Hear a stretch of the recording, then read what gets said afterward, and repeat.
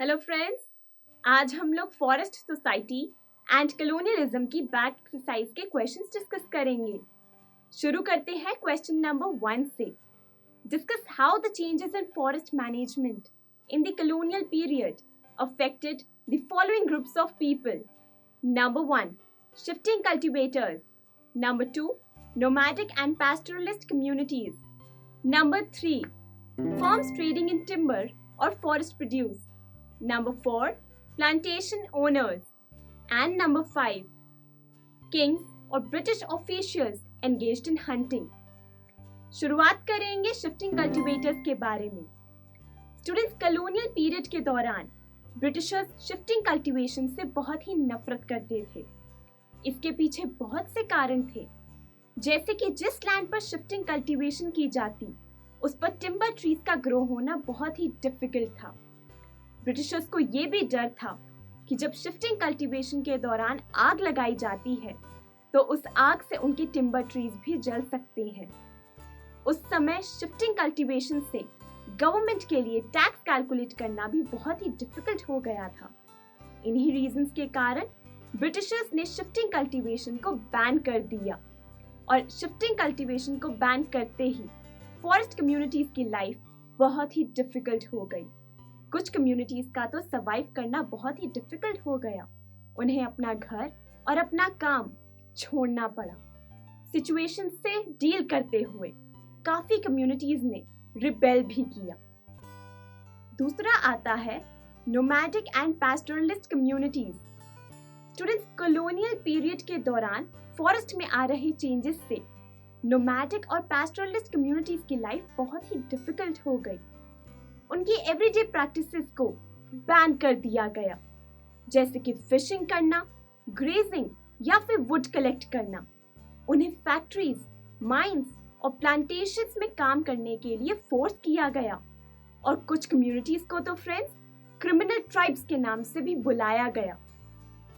Number 3, firms trading in timber और forest produce.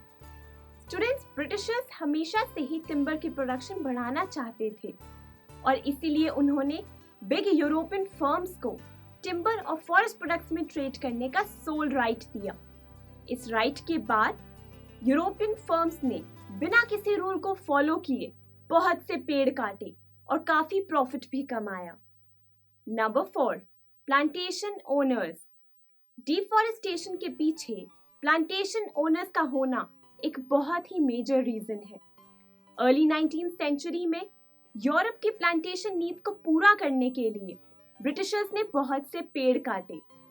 Students, Britishers पहले forest को unproductive मानते थे क्योंकि फॉरेस्ट से उन्हें कोई इनकम नहीं होती थी और इसीलिए उन्होंने forest land European plantation owners को बेचना शुरू कर दिया।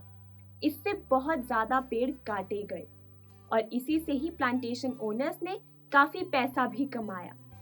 इसके अलावा प्लांटेशन ओनर्स ने वर्कर्स को मजबूर किया लो वेजेस और पुअर वर्किंग कंडीशंस में काम करने के लिए।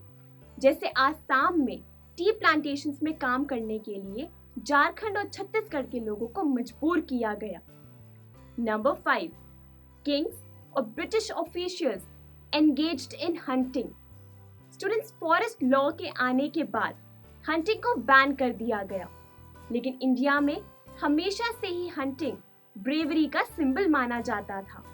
इनफैक्ट ब्रिटिशर्स का भी यही कहना था कि अगर एनिमल्स का शिकार किया जाए तो इंडिया को सिविलाइज बनाना और कल्टीवेटर्स को प्रोटेक्ट करना आसान होगा और इसीलिए कॉलोनियल पीरियड के समय ब्रिटिशर्स ने रिवॉर्ड सिस्टम इंट्रोड्यूस किया, जिसमें उन सभी लोगों को रिवॉर्ड्स दिए गए जो जानवरों का शिकार करते थे और इसीलिए करीब 80,000 टाइगर्स और 2 लाख वुल्व्स मारे गए।